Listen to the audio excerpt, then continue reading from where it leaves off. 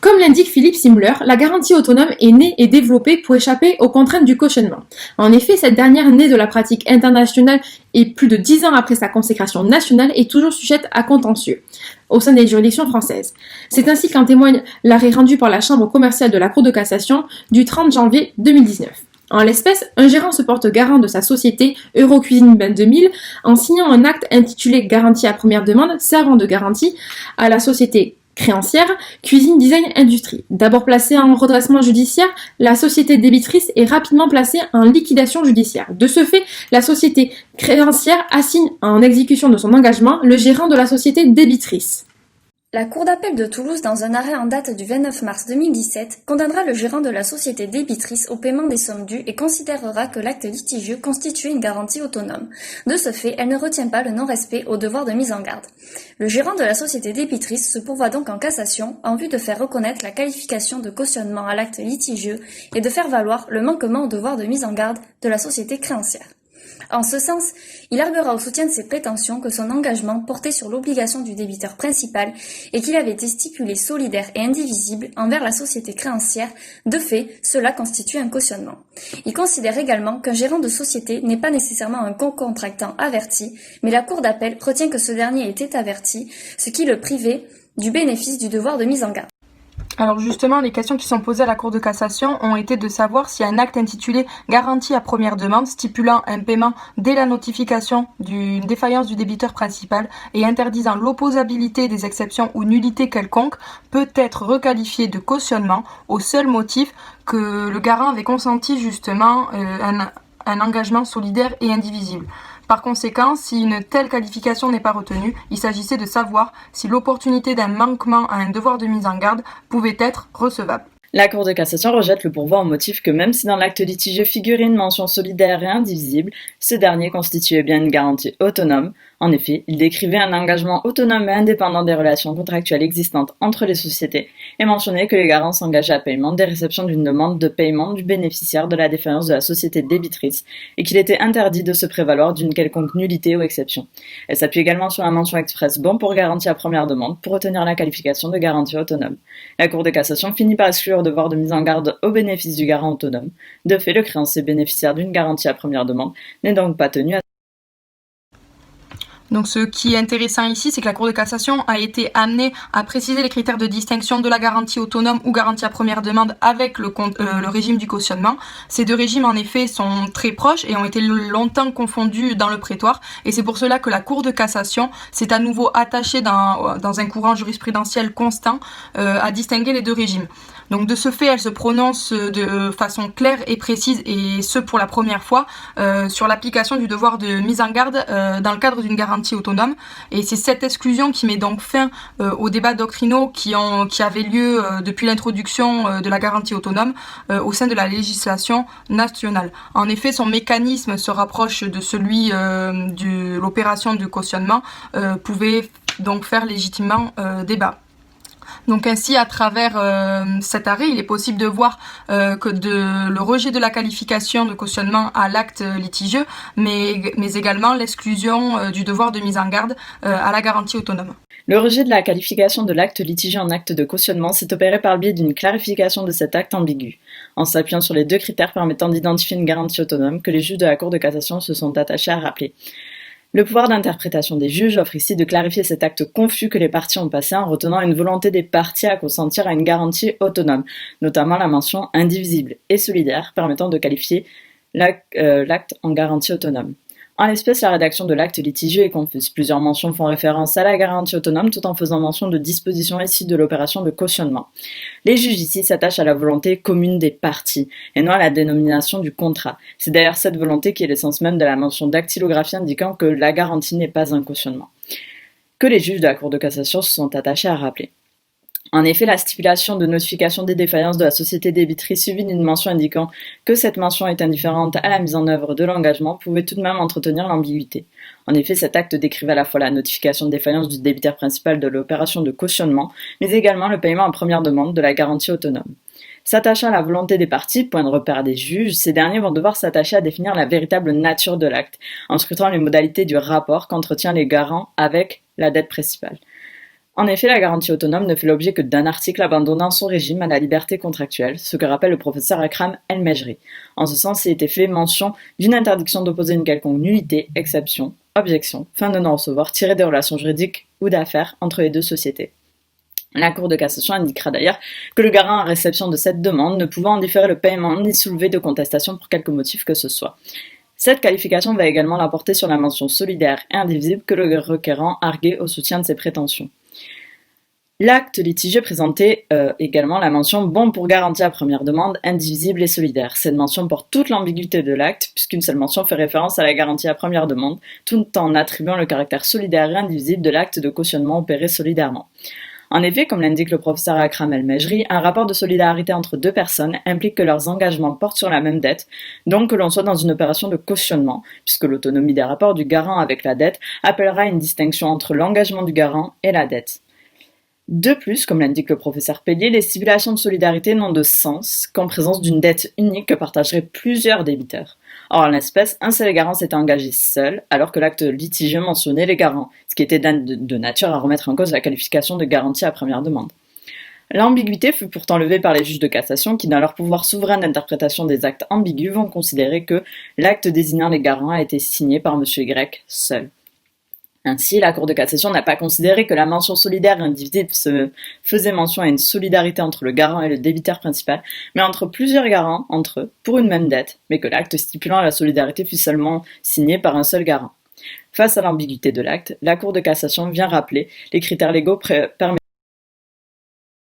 ne doit pas avoir pour objet le paiement de la dette du débiteur et la présence d'une clause refusant le bénéfice pour le garant du principe de l'opposabilité des exceptions. Dans cet arrêt, la Cour de cassation rappelle dans son premier attendu que la qualification d'une garantie autonome ne peut être retenue que si l'engagement n'a pas pour objet la dette du débiteur principal. Cela signifie que même si l'acte est intitulé « garantie à première demande », mais qu'il n'a pas pour objet la propre dette du débiteur principal, alors ce n'est pas un engagement autonome.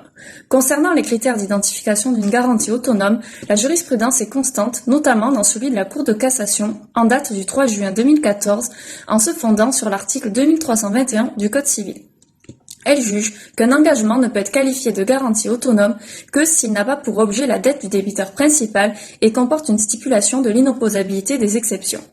Ainsi, dans notre arrêt, la Cour de cassation s'attache à cet élément-là, puisqu'elle a relevé que l'engagement du garant était un engagement autonome et indépendant des relations contractuelles existant entre les deux sociétés. Autrement dit, puisqu'il s'agissait d'un engagement autonome et indépendant, l'article 2288 du Code civil ne pouvait être respecté, donc l'acte ne pouvait pas être qualifié de cautionnement. De ce fait, l'indépendance est d'autant plus illustrée ici lorsque la Cour de cassation rappelle qu'il était entendu dans l'acte que l'effectivité ou le bien fondé d'un manquement dénoncé est totalement indifférent à l'exécution de notre engagement de garantie. Ici, le terme indifférent est intéressant puisqu'il illustre parfaitement cette indépendance. Cet arrêt permet d'illustrer la méthode jurisprudentielle visant à rechercher la véritable nature juridique d'un acte. Pour ce faire, elle se base sur un deuxième critère relatif à l'inopposabilité des exceptions propres à la garantie autonome. Selon Jean-Denis Pellier, l'inopposabilité des exceptions est le second trait caractéristique de la garantie autonome, découlant au demeurant de la dette nouvelle que contracte le garant. Le principe est donc l'inopposabilité des exceptions, et ce dernier est depuis longtemps consacré en jurisprudence. En effet, dans un arrêt de la Chambre commerciale en date du 20 décembre 1982, la Cour de cassation mentionne ce critère afin d'identifier une garantie autonome. Ensuite, ces jurisprudences ont été consacrées par l'article 2321 du Code civil qui dispose dans son troisième alinéa que le garant ne peut opposer aucune exception tenant à l'obligation garantie. De ce fait, la Cour de cassation prend le soin de le rappeler dans son attendu. On peut donc dire que la conséquence de cette autonomie se caractérise par le fait que les garants ne peuvent s'opposer à une exception. Or, pour bien faire prendre conscience au garant de la qualification et de la portée de son engagement à travers ces deux critères, il est tout de même nécessaire de l'avertir des risques en cas de défaillance du débiteur. Néanmoins, même si c'est le cas pour la caution personne physique, la Cour de cassation, dans cet arrêt, a fait le choix d'exclure le devoir de mise en garde dans la garantie autonome. À visée protectrice, le devoir de mise en garde permet à un contractant, souvent l'établissement de crédit, d'attirer l'attention de son co-contractant sur les risques de l'opération en cause eu égard à ses capacités financières. Non seulement l'exclusion du devoir de mise en garde restreint son champ d'application au cas du cautionnement, mais il participe également à l'élaboration de régimes juridiques souples. La Cour de cassation s'est abstenue pour exclure ce devoir de mise en garde de faire une quelconque distinction entre garant averti et garant non averti en matière de garantie autonome, ce qui illustre bien une imperméabilité entre le régime de la garantie autonome de celui du cautionnement dans lequel s'opère une telle distinction. Par cette décision, la Cour de cassation met fin à une controverse doctrinale, source d'incertitude quant à l'application du devoir de mise en garde. Certains auteurs estimaient que le devoir de mise en garde devait bénéficier aux garants non avertis, tandis que d'autres considéraient que le devoir de mise en garde ne bénéficiait qu'aux cautions non averties.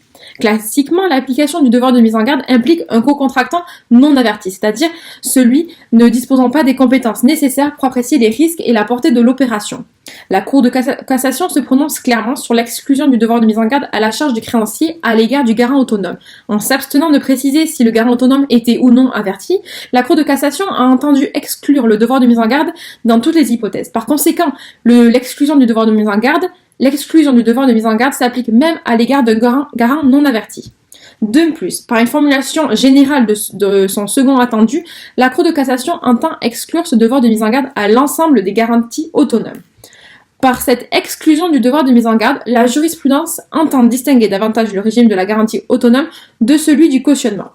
En pratique, la garantie autonome est difficilement distinguable du cautionnement, alors que leurs régimes sont clairement opposés, d'où la volonté des hauts juges d'imperméabiliser les deux régimes.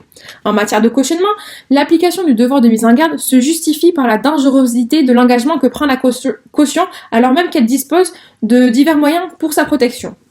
De son côté, la garantie autonome offre peu de protection aux garants, rendant cet engagement très dangereux. Pour cette raison, une solution favorable à l'application du devoir de mise en garde en matière de garantie autonome aurait été totalement justifiée. Néanmoins, la Cour de cassation a souhaité distinguer les deux régimes en instaurant une imperméabilité en matière de devoir de mise en garde.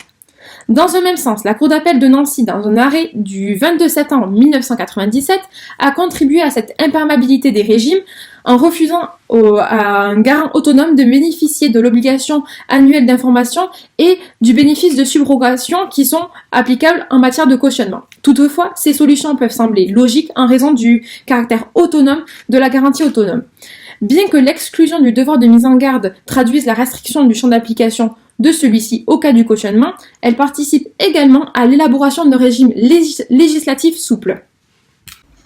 Donc pour cela, la Cour de cassation, elle écarte l'application des règles spécifiques du cautionnement à la garantie autonome, ce qui aura pour conséquence d'accroître la dangerosité de son régime. Donc cette exclusion, elle traduit justement la volonté de laisser cette sûreté soumise au droit commun des contrats et donc à la liberté contractuelle.